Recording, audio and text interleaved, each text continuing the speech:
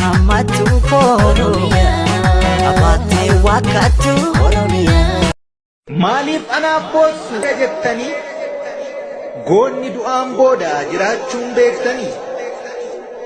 ani yooman du'e akkamiyyuun du'aa siichinoon jiraadhee bakka yaade ga'a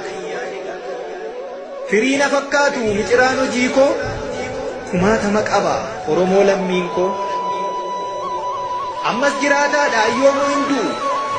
dhalootatu jira kan faana koo bu'u agartuun jaamullee bakki argaan jaamu kan argu magarsa lalisaadha yoomu kanaaf anin duune du'eeran jedhiina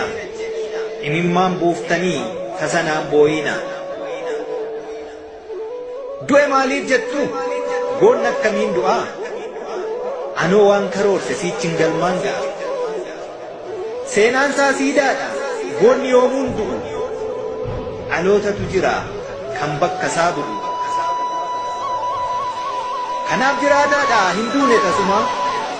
lafeen ijaareera riqaa bilisummaa kiyyas dabaladha ba'aa wal gargaara amna anee galee xiiqiidhaan xumura hin duune narrafe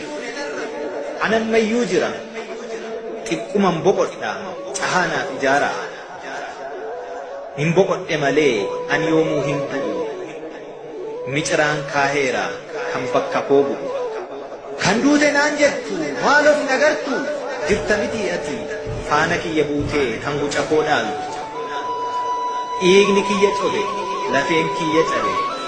siitiin magarseera siidaan jimne dhaabee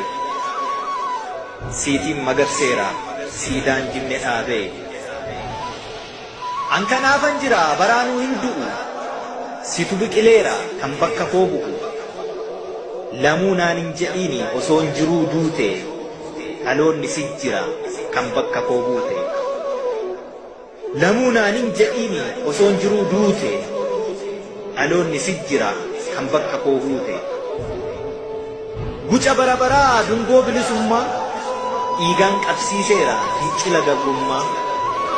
giddaan haafaniinu qabsoon ittaafufu aarsaa lubbuu gootaan birmadummaan dhufu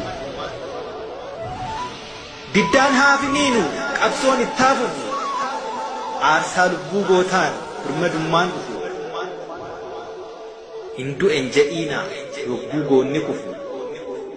lafee isaa bobahuun kan dukkanni ifu hin du'en jedhiina yogguu goonni kufu lafee isaa bobahuun kan dukkanni ifu narra tarkaanfadhaa itti fufaa qabsoo diina keessaaf alaan wal qabaa wal aansoo sabni cunqurfamaa mirga isaa gonfatu biyyi cunqurfamtuun bilisa haa baatu alaabaan nageenyaa nagaa bakka bu'u dachee nagaarratti nuufaa balali'u alaabaan nageenyaa nagaa bakka bu'u dachee nagaarratti nuufaa balali'u kana lubbuun gootaa walabummaa sabaa birmadummaa biyyaa dhaabbachuu alaabaa ati lubbuun jirtu kana naaf dhugoomsi siidaa kiyya dhaabi jiraachuu koo ibsi ati lubbuun jirtu kana naaf dhugoomsi siidaa kiyya dhaabi jiraachuu koo ibsi